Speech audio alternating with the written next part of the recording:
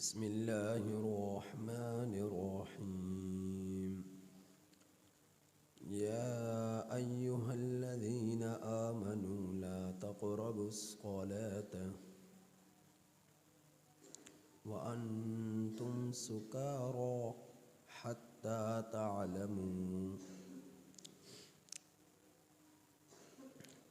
يا أيها الذين آمنوا اے ایمان والو لا تقربوا الصلاة تم لوگ قریب نہ جاؤ نماز کے وَأَنْتُمْ سُكَارَى اس حال میں کہ تم لوگ نشے میں ہو حَتَّى تَعْلَمُوا مَا تَقُولُونَ یہاں تک کہ تم لوگ جان لو جو کچھ تم لوگ کہتے ہو۔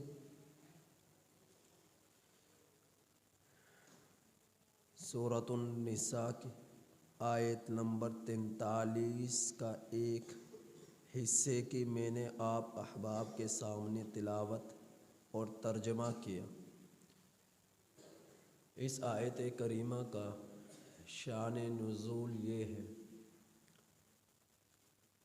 حضرت عبد الرحمن بن عوف رضی اللہ تعالی عنہ کا نکاح ہوا اور انہوں نے لوگوں کو دعوت ولیمہ دی، ولیمہ کی دعوت پر مدعو کیا۔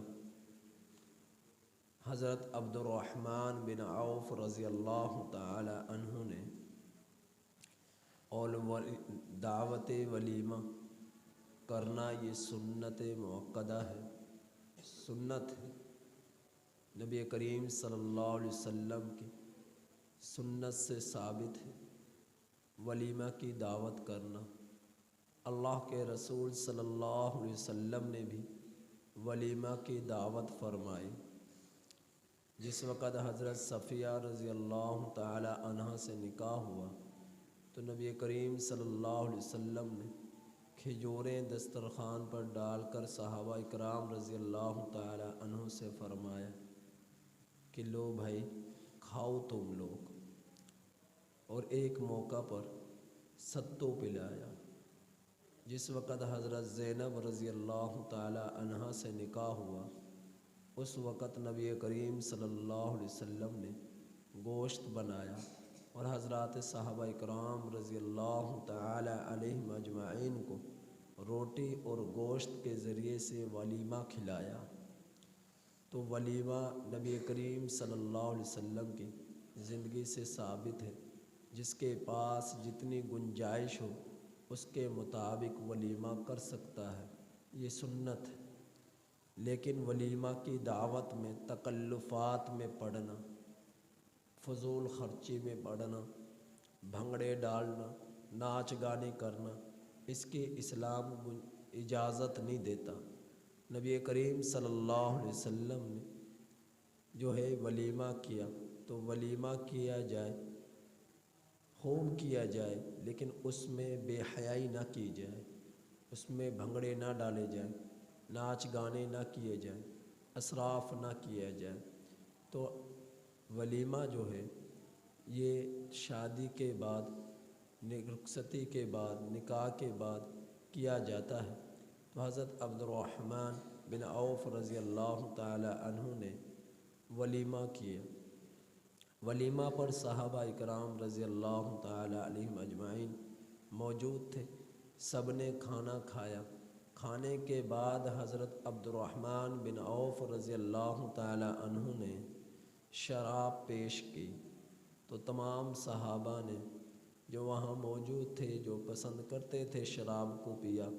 اس وقت شراب حرام نہ ہوئی تھی، شراب کا حکم حرام نہ ہوا تھا، حرمت کا حکم نازل نہ ہوا تھا۔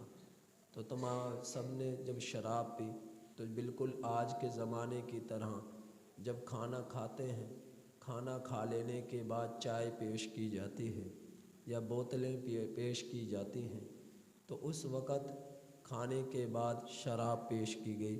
اور شراب جو ہے عام تھی مکہ والوں کی زندگیوں میں، تو شراب کی حرمت بھی نازل نہ ہوئی تھی۔ تو پھر اسی اثناء میں حضرت عبدالرحمن بن عوف رضی اللہ تعالی عنہ نے، چونکہ وہ دن ہی دن میں ولیمہ کیا، پچھلا ٹائم تھا عصر کے وقت کا، قریب کا عصر کی بعد نماز کی بعد کا وقت تھا، تو شام چڑھ گئی اور مغرب کا وقت قریب آ گیا۔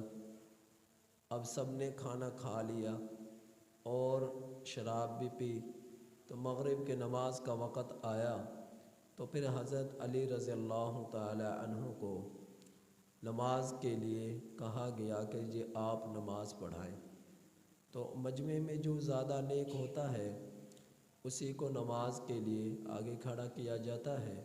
تو اس وقت چونکہ حضرت علی رضی اللہ تعالیٰ عنہ موجود تھے، سب نے یہ چاہا کہ علی رضی اللہ تعالیٰ عنہ نماز پڑھائیں، سب کی یہ خواہش تھی۔ تو حضرت علی رضی اللہ تعالیٰ عنہ نے نماز پڑھائی مغرب کی۔ جب مغرب کی نماز پڑھائی تو سورۃ الکافرون کی تلاوت کی، تو چونکہ نشے میں تھے، شراب پی تھی، تو کل سورہ کافرون کی جب تلاوت کی، جب یوں کہا قل یا ایھا الکافرون اعبد ما تعبدون، یعنی لا کو چھوڑ دیا، لا اعبد ما تعبدون پڑھنے کے بجائے اعبد ما تعبدون پڑھا، لا کو چھوڑ دیا۔ ترجمہ تو یوں تھا لا اعبد ما تعبدون، میں نہیں عبادت کرتا ان کی جن کی تم عبادت کرتے ہو۔ یہ مشرکین کی بت فروشی کی، بت پرستی کی نفی تھی اس آیت کریمہ میں۔ تو اللہ رب العزت نے نبی کریم صلی اللہ علیہ وسلم پر قرآن نازل کر کر یہ بتلایا تھا کہ آپ ان سے کہہ دو جن کی تم عبادت کرتے ہو میں عبادت نہیں کرتا۔ تو حضرت علی رضی اللہ تعالی عنہ نے لا اعبد ما تعبدون پڑھنے کے بجائے لا کو چھوڑ دیا اور اعبد ما تعبدون پڑھا، یعنی میں عبادت کرتا ہوں ان کی جن کی تم عبادت کرتے ہو۔ تو یہ ترجمہ بنا۔ تو نشے میں تھے تو یہ لفظ لا چھوٹ گیا، تو اللہ جل جلالہ نے قرآن کریم کی اس آیت کریمہ کو نازل فرمایا، اور پھر فرمایا، اور ابھی بھی شراب کا پوری طرح حکم نازل نہ ہوا۔ پہلے تو عام تھی نماز پڑھو تب بھی پی سکتے ہو، نماز سے باہر ہو تب بھی پی سکتے ہو، لیکن جس وقت یہ نماز میں غلطی ہوئی نشے کی وجہ سے، تو اللہ رب العزت نے قرآن کریم کی اس آیت کریمہ کو نازل فرمایا اور فرمایا یا ایھا الذین آمنوا، اے ایمان والو، لا تقربوا الصلاۃ، تم لوگ قریب نہ جاؤ نماز کے، وانتم سکارى، اس حال میں کہ تم نشے میں ہو، حتی تعلموا، یہاں تک کہ تم لوگ جان لو، ما تقولون، جو کچھ تم لوگ پڑھتے ہو کہتے ہو۔ معلوم یہ ہوا کہ نماز کے اندر نشے کی حالت میں نہیں جانا۔ تو یہ کس وقت حکم تھا؟ ابتداء اسلام میں۔ بعد میں پھر یہ مکمل حرمت نازل ہو گئی، پھر نماز میں بھی نماز کا وقت نہ ہو، نماز سے باہر ہو تب بھی، نماز ہو تب بھی، اب ہر حال میں شراب کو خریدنا، بیچنا، فروخت کرنا، پینا، اس کے معاملات کرنا، یا اس کو کسی کو دعوت دینا، یہ سب کے سب کام حرام ہیں۔ شراب کی پوری طرح حرمت نازل ہو چکی، تو اس کے اپنے مقام پر تفصیل ہوگی۔ تو بہرحال تو اللہ رب العزت نے اس آیت کریمہ میں بیان فرمایا کہ بھئی نماز میں ہو تو اس وقت شراب کے قریب نہ جاؤ۔ ہاں اگر شراب تم نے نہیں پی اور تم صحیح حالت میں ہو، نشے میں نہیں ہو، تو پھر تم نماز پڑھ سکتے ہو۔ نماز کے وقت تم شراب نہ پیو، قریب نہ جاؤ، یعنی شراب نہیں پینی نماز کی حالت میں، نماز کا جب وقت ہو جائے۔ تو اس آیت کریمہ سے ہمیں ایک بات یہ معلوم ہوئی کہ نماز جو ہم پڑھتے ہیں ہمیں اس کے پڑھنے کو سمجھنا چاہیے کہ ہم اللہ تعالیٰ سے کیا مانگ رہے ہیں۔ کسی اللہ والے نے فرمایا کہ بھئی تم اگر یہ چاہتے ہو کہ اللہ تعالیٰ سے باتیں کرو تو پھر ایسا کرو نماز میں مصروف ہو جاؤ۔ اگر تمہارا دل یہ چاہتا ہے کہ اللہ تم سے باتیں کرے تو پھر تم قرآن کریم کی تلاوت کرو۔ ہم میں سے کون ایسا ہے جس کی یہ چاہت نہ ہو، جس کی یہ خواہش نہ ہو کہ میں اپنے رب کی باتیں سنوں، تو رب کی باتیں سننی ہیں تو قرآن کریم کی تلاوت کرو، تلاوت کرو۔ لیکن ہم میں سے اکثر پسند تو کرتے ہیں لیکن قرآن کریم کی تلاوت کرتے نہیں ہیں، کرتے نہیں ہیں۔ ہونا یہ چاہیے صبح کا آغاز ہمارا قرآن کریم کی تلاوت سے ہو، رب کے کلام سے ہو، رب کی گفتگو سے ہو۔ تو کتنا پیارا رب ہے، کتنا پیارا کلام ہے اور کتنی پیاری باتیں ہیں اس نے ہم سے کی ہیں، لیکن ہم کرنے کے لیے تیار نہیں ہیں، رب کی باتیں سننے کے لیے تیار نہیں ہیں۔ تو اگر کوئی یہ چاہے کہ میں اپنے رب سے باتیں کروں تو پھر نماز میں مشغول ہو جائے تو وہ اپنے رب کو اپنی گفتگو سنا رہا ہے۔ تو اب کسی کو کیا پتہ کبھی میں نماز میں کیا پڑھ رہا ہوں، تو اس کو سمجھنا چاہیے، نماز کو سیکھنا چاہیے، کم از کم نماز کا ترجمہ آنا چاہیے۔ ہر ایک کسی کو پتہ ہو ثنا کا ترجمہ کیا ہے، الحمد کا ترجمہ، سورہ فاتحہ کا ترجمہ کیا ہے، اور جو سورت پڑھی جا رہی ہے اس کا ترجمہ کیا ہے۔